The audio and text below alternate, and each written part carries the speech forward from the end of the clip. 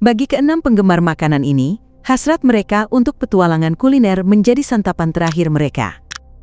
Dari kompetisi makan yang berakhir tragis hingga pilihan makanan yang mematikan, inilah kisah orang-orang yang meninggal karena makanan yang seharusnya menyehatkan mereka.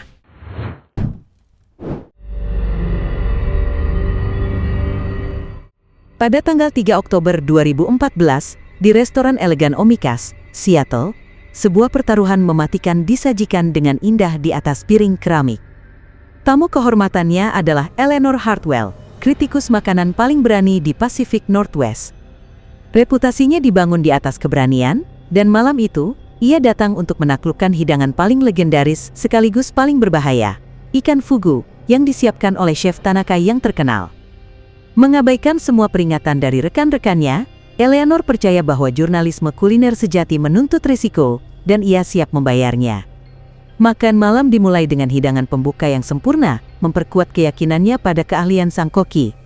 Lalu, hidangan puncak itu tiba. Sashimi fugu, diiris setipis kelopak bunga transparan, tampak seperti sebuah karya seni yang aman karena diimpor dari pemasok bersertifikat. Dengan antusias, Eleanor menyantapnya, memuji tekstur halusnya, dan bersiap menyusun ulasan gemilang di benaknya. Namun, 20 menit kemudian, ia merasakan kesemutan aneh di bibirnya. Hanya efek sake, pikirnya, menepis tanda bahaya pertama itu. Tetapi sensasi itu tak hilang. Ia mulai merayap ke ujung jarinya. Saat itulah kesadarannya berubah menjadi horor. Ini bukan euforia. Ini adalah serangan tetrodotoksin, racun saraf yang ribuan kali lebih kuat dari sianida. Kesemutan dengan cepat berubah menjadi mati rasa. Bicaranya menjadi cadel saat ia mencoba memanggil bantuan, tetapi tubuhnya telah menjadi penjara. Dalam keheningan yang mengerikan, pikirannya yang tajam terperangkap, sadar sepenuhnya saat napasnya mulai berhenti. Ia jatuh tersungkur di atas meja, pena masih tergenggam, ulasan terakhirnya selamanya tak akan selesai.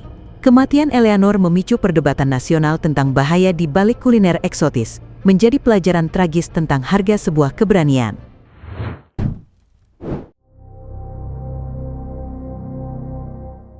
Di sebuah pameran di California, tanggal 18 Juli 2015, sebuah kontes makan cabai menjadi tontonan utama. Bintangnya adalah Marcus Thompson, perut besi dari Bakersfield, yang mengikuti kontes demi hadiah 8,5 juta rupiah untuk cicilan mobilnya. Setelah latihan ekstrim selama 2 bulan, ia sangat percaya diri. Babak demi babak, Marcus melahap cabai pedas dengan mudah, sementara lawan-lawannya tumbang. Ia tampak tak terkalahkan, membuat penonton yakin akan kemenangannya. Lalu tibalah babak final melawan Carolina Reaper, cabai dengan kekuatan 2,2 juta unit Scoville. Dengan percaya diri, Marcus menggigitnya. Namun, kali ini berbeda. Seketika, rasa terbakar hebat merobek tenggorokannya, memicu batuk kejang yang parah. Napasnya tercekat seolah ada yang mencekiknya dari dalam. Ia terhuyung mundur, wajahnya membiru, dan sorak-sorai penonton berubah menjadi jeritan ngeri. Para medis bergegas datang, tetapi mereka tak berdaya. Lidah Marcus membengkak begitu parah hingga menutup jalan napasnya. Di tengah keramaian, Marcus Thompson dinyatakan meninggal. Penyebabnya bukan tersedak, melainkan reaksi anafilaksis dahsyat terhadap capsaicin, zat kimia dalam cabai. Kematian tragisnya memicu tuntutan hukum dan memaksa perubahan besar. Insiden ini menjadi pelajaran pahit yang melahirkan standar keamanan baru, mewajibkan tim medis di setiap kontes makan ekstrim, memastikan tak ada lagi yang membayar harga setinggi itu untuk sebuah gelar.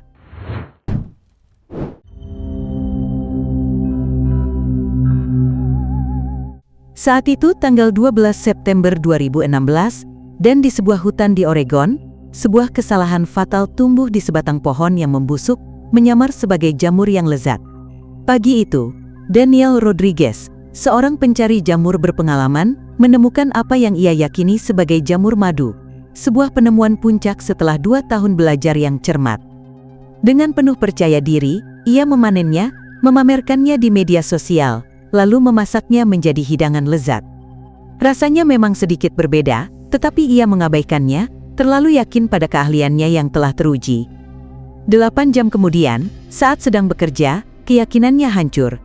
Perutnya terasa seperti ditusuk oleh ribuan jarum, kram hebat disusul muntah tak henti-hentinya. Jamur yang ia makan bukanlah jamur madu, melainkan malaikat penghancur yang mematikan. Racun amatoksin di dalamnya telah memulai serangan diam-diam pada organ-organnya. Di rumah sakit, terjadi sebuah keajaiban yang kejam. Daniel tiba-tiba membaik, memberikan harapan palsu yang singkat bagi keluarganya. Mereka mengira mimpi buruk itu telah berakhir. Namun, di balik layar, kehancuran terus berlanjut tanpa suara. Tes darah mengungkapkan kebenaran yang mengerikan. Hatinya sedang hancur. Pada hari ketiga, organ-organnya mulai menyerah satu persatu. Meskipun perawatan medis yang agresif dilakukan, tubuhnya tak mampu lagi berjuang. Daniel meninggal karena kegagalan multi-organ. Kisah tragisnya menjadi pelajaran abadi bagi para pencari jamur. Di alam liar, satu kesalahan identifikasi, sekecil apapun, bisa menjadi yang terakhir.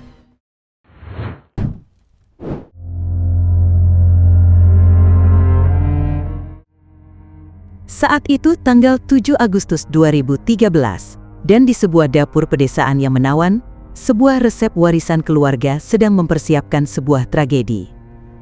Dapur itu adalah milik Martha Stevenson, seorang pensiunan yang melihat keterampilannya mengawetkan makanan sebagai benteng pertahanan terakhir tradisi.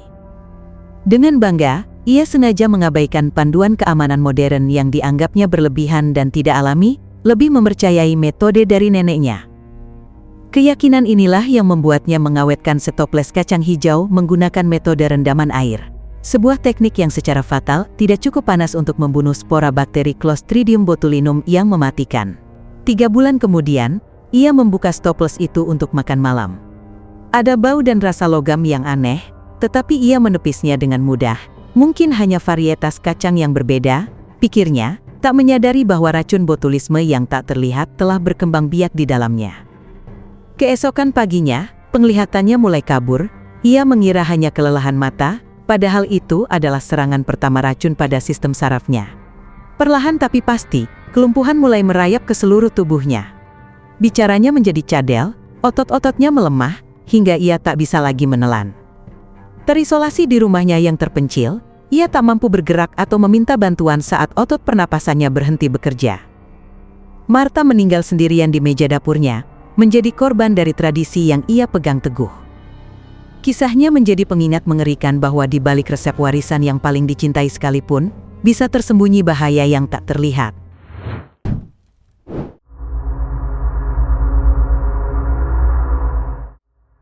Saat itu tanggal 14 Juni 2017, dan di tengah gemerlap pesta pernikahan di Nashville, diiringi tawa dan musik yang meriah, sebuah tragedi tak terduga sedang menanti di atas meja hidangan penutup. Malam itu, Rebecca Chen, seorang pengiring pengantin, merasa bahagia merayakan pernikahan sahabatnya. Ia memiliki alergi kacang parah yang telah ia kelola seumur hidupnya, tetapi dalam suasana gembira itu, kewaspadaannya sedikit menurun. Merasa aman karena sahabatnya, sang mempelai wanita, telah secara khusus memberitahu catering, ia membiarkan dirinya rileks. Untuk sesaat, ia merasa bebas dari beban kewaspadaan yang selalu diembannya. Namun, satu kesalahan fatal telah dibuat. EpiPen-nya tertinggal di mobil, 3 lantai di bawah. Dengan percaya diri, Rebecca menikmati kue mousse coklat itu, tidak menyadari bahwa di balik kelembutannya, koki telah menggunakan tepung almond untuk menciptakan tekstur yang lebih baik. Rasa coklat yang kaya dengan sempurna menyamarkan rasa almond yang mematikan baginya. Beberapa menit kemudian, bibirnya mulai kesemutan. Hanya efek minuman keras, pikirnya, menepis tanda bahaya pertama. Namun, sensasi itu dengan cepat berubah menjadi horor saat tenggorokannya mulai membengkak dan menutup. Kepanikan melandanya saat ia sadar sedang mengalami anafilaksis, dan satu-satunya penyelamatnya terkunci jauh di garasi. Ia mencoba meminta bantuan, tetapi suaranya hilang ditelan pembengkakan. Di tengah lantai dansa yang penuh sukacita, ia pingsan, dikelilingi tamu yang panik. Malam perayaan itu berubah menjadi mimpi buruk saat Rebecca meninggal, menjadi pelajaran tragis bahwa kewaspadaan tidak boleh pernah libur, bahkan untuk sesaat.